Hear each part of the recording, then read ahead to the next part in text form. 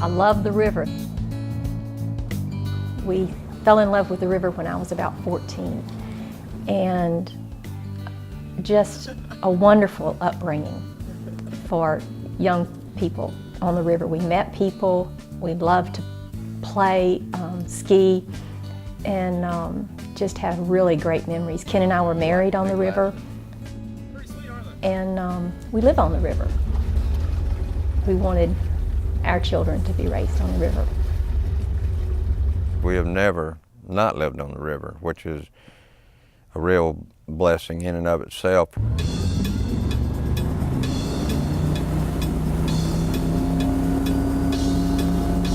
Of course, she grew up on the river. You know, they called those kids river rats. And my son is a river rat with all his buddies, and they are out here all the time.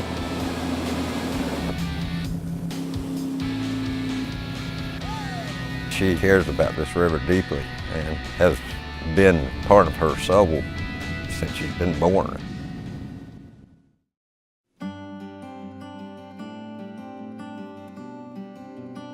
Lynetta Usher Griner grew up in Chiefland, not far from the Swanee River, with her sister Karen and brother Tommy. When she was young, her parents, E.T. and Helen Usher, started buying parcels for a family farm. On the weekend, the kids were expected to help out with the chores. We jokingly say that we hated all those chores, but I think we have really fond memories of family time together. I was never involved in 4-H or FFA or anything like that in school. I guess I did an awful lot of studying and was more interested in reading and that kind of thing than the outdoors. Since I can remember, I wanted to go to law school. So that was always my plan, and I'm a real planner. So that's what I did. Although Ken and Lynetta knew each other from childhood and their families socialized, the couple never dated until they were in college. Soon they were married.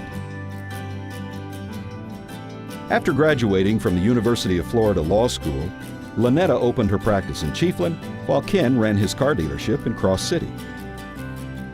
In 1987, their son Corey was born. The Ushers are now in their 4th generation in forestry.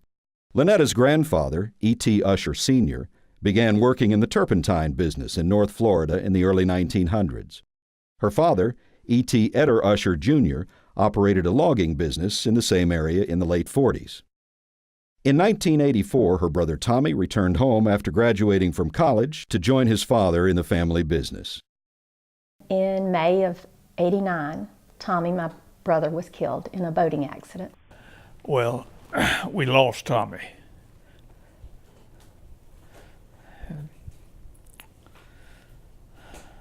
After 2 or 3 months, I tried to sell the business. Then I talked Lynetta into coming out there and being with me. Instead of selling the business, she wanted to keep it and talk her husband into coming over and helping run this business. I was around at that time, and I taught him what little I know, and he's learned the rest of it on his own, and so did she. But they've done an excellent job. So we just felt like that was where we needed to be, and it was important for us to do that instead of what we thought we had wanted to do all our lives. So I sold my practice, Ken sold the car dealership, and we became full-time loggers and cattlemen and all that. It didn't come easy. Certainly the tragedy of losing Tommy, all that emotion, the transition from an older generation managing a business to a new generation. So I need to take 2 steers. Ken and Lynetta, working hand in hand, have really done a good job. We're just so blessed that Lynetta was there and ready and willing to take on the family business. They were hard shoes to fill, but she's done a great job doing it. I think one thing we forget is that in those early years, Lynetta was doing all of that with a broken heart. Now, Lynetta and Ken's son Corey is part of Usher Land and Timber.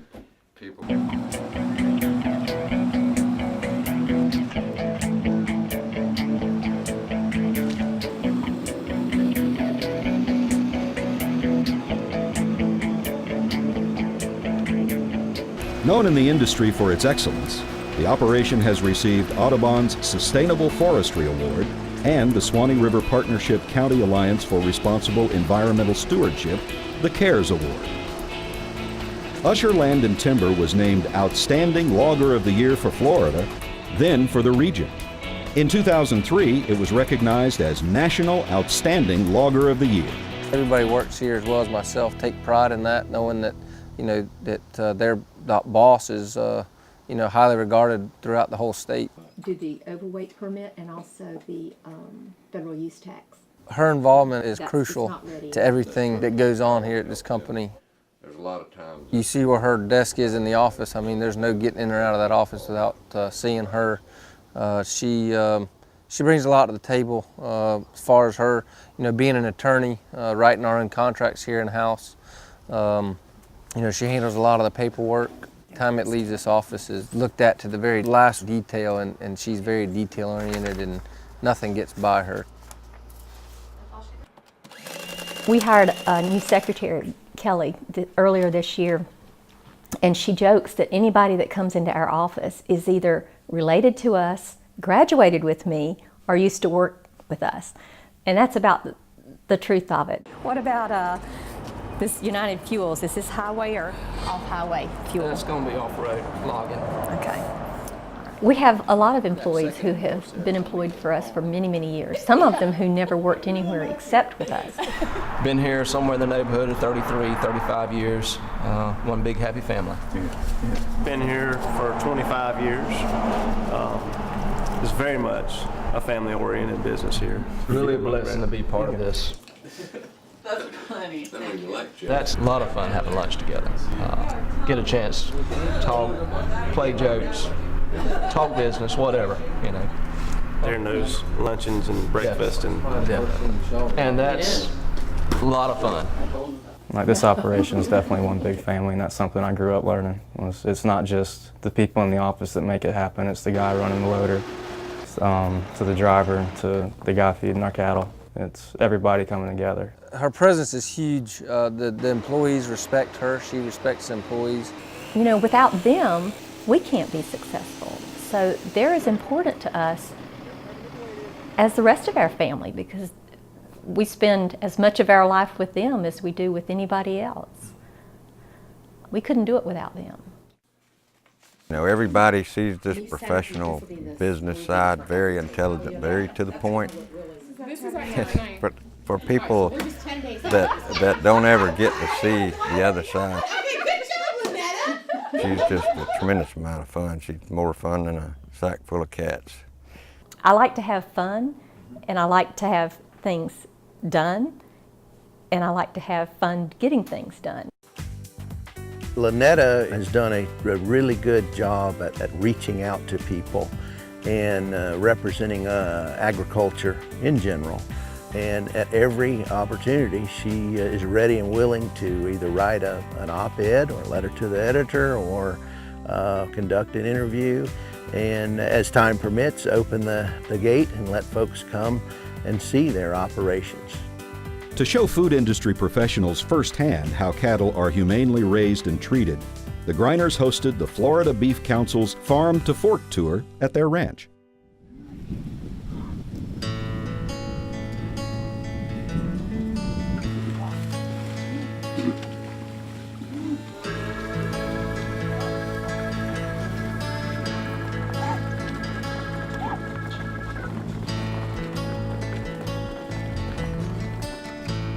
Ken has certainly grown the cattle operation, and he really enjoys being out there on his horse and riding in the pastures and just seeing God's beauty, I think. So certainly we're trying to grow that, because that's where Corey's focus and love is right now. When it's time to ship cattle to the family's facility in Kansas, Lynetta enjoys pitching in. Even before taking on her responsibilities at the family business, Lynetta volunteered her time in public service. In 1985, she was appointed by the governor to the governing board of the Swanee River Water Management District and served for 14 years, 10 of which as chair. Well, the reason she was a chairperson for 10 years of this district, which is a state record, is because she was always open and willing for other people to express their ideas and suggestions. She didn't try to dictate the conversation. She allowed other people to speak and be a part and become involved in the process. Lynetta is certainly a consensus builder. She's been able to bring the environmental community in, the agriculture community, and the other stakeholders to making sure that we can reach common ground. She's just that type of individual you want to be around. She's fun, she's always upbeat, she's always positive, and extremely bright, very articulate, reads a lot. She's just the type of person that you want representing your organization. What stands out to me is she's 5'3", and when she walks into a room, she commands the attention of it. Most people, if they want to get everybody's attention, they have to make a scene or something to make people look around, and all she has to do is speak up and people look down. Lynetta has been and continues to be a tireless advocate for the working forest in Florida. We believe that working forests work. Lynetta was asked to join the Florida Forestry Association's Board of Directors and has since served in every capacity. Don't realize that forestry is such a big part of the ag industry. Lynetta has been a tremendous asset for the association. She serves as the voice and the face of forestry in the state. 2 membership meetings again this Lynetta year. has refocused, reorganized, and re-energized the membership of the association. They can give to potential members. Okay. And Got that. when do we have to sign that and return it? It should be signed by her knowledge and understanding of the industry enabled her to hit the ground running. She's a highly motivated, very intelligent leader, and as a result of that, she's highly respected among her peers in the industry. In late 2012, she became the Florida Forestry Association's first woman president. You know, people make a big deal about that. I didn't feel like I broke any glass ceilings or anything like that. It was just what I do. I don't really see things as male or female, you know, roles. It's just what you do because of where your interests are and what your passion is. Hey, what you got going on? I was doing some research for ideas for another op-ed for you. Oh, good. Okay. Don't save a tree. I think somebody has to stand up for agriculture, and I think in the past and even now, most people who work in agriculture are busy all the time with their work, and so they don't have the time to attend meetings and be out there and be the face of agriculture. The greatest threat to agricultural families, in my opinion, is the federal inheritance tax, also known as the death tax. I'm very blessed and fortunate that I work in a business where I can have that time to do that. And it's important. It's important for people to hear AG's message and how important AG is to the state of Florida, to the whole United States. Let's help protect those things that are so important to us. She has a passion for agriculture, and she has a real understanding of how important agriculture can be to land conservation.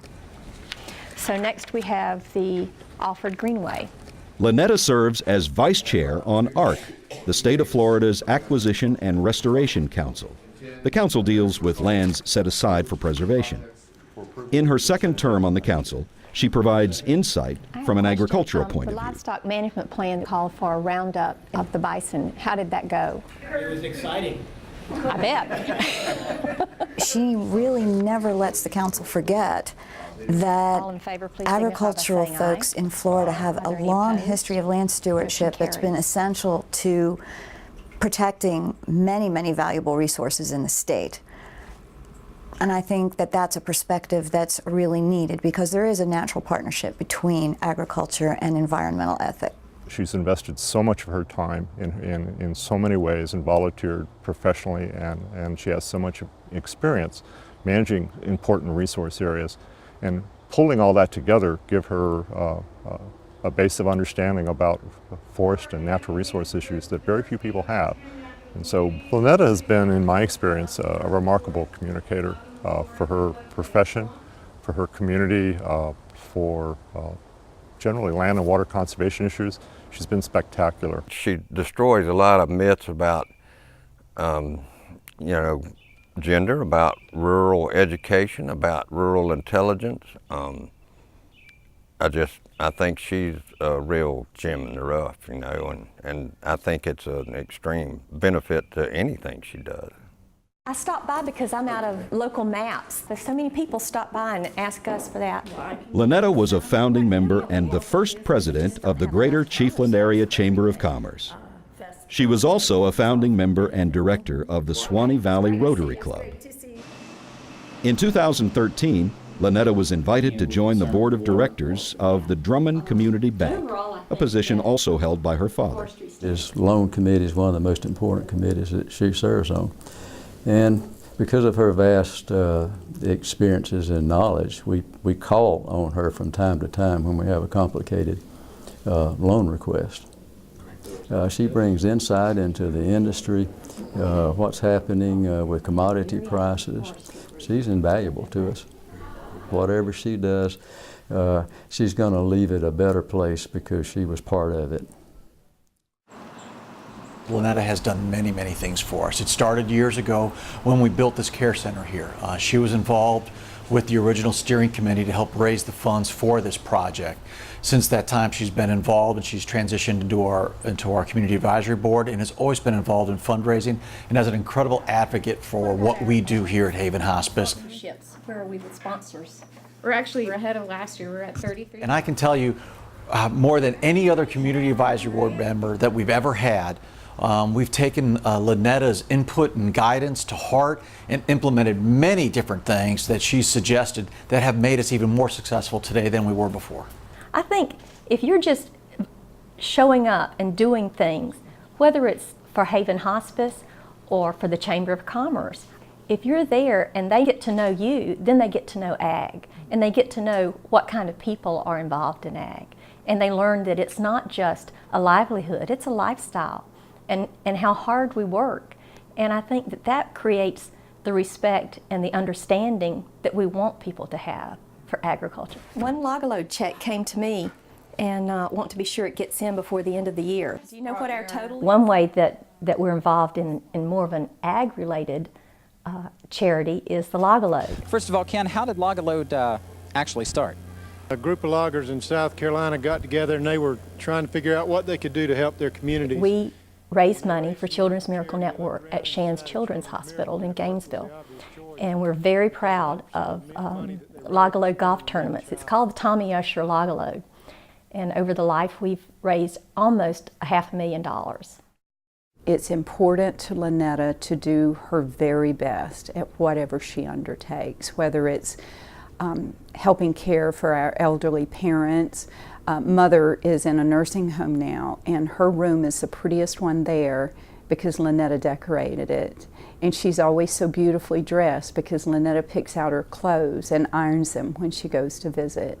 She gives her heart and soul to whatever she undertakes. She's got very broad shoulders. She takes on a lot more responsibilities than the average person, and she handles them in stride. On top of being the first female president for the Florida Forestry Association, right during that same time period, my dad came down with cancer. In January of 2013, Ken was diagnosed with throat cancer. And I think Ken suspected it. He was prepared for that, but I was just totally devastated. She held together, and you'd never even know it without being close enough to the family to know what we were actually going through. Yeah. Lynetta was beside him every step of the way. She was his rock, and we all witnessed that. Ken went through radiation and chemo in Gainesville every day for 30 days, and that is something that we could not have done without the support of family and friends and the community that we live in. We're just really blessed to have such loving families on both sides. Ken has 2 sisters and his parents and extended family, and they were incredible during this past challenging year that we had. Dear God in heaven, thank you for this beautiful day, and help us to be good friends as so many people have been to us. The challenges that the Griners faced have made them appreciate their friends and loved ones more, and they relish spending time with them at the farm.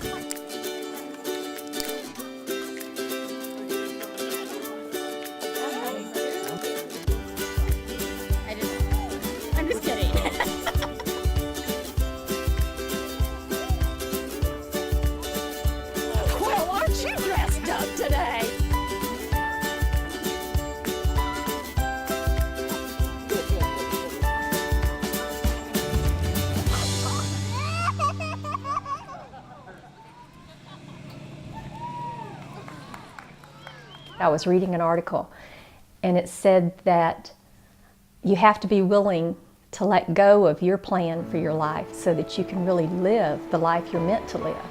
And I guess that really speaks true in my life and in Ken's life, because we had plans that did not include where we are today. But we're glad that we were able to let go and let our lives happen like we think they were supposed to happen.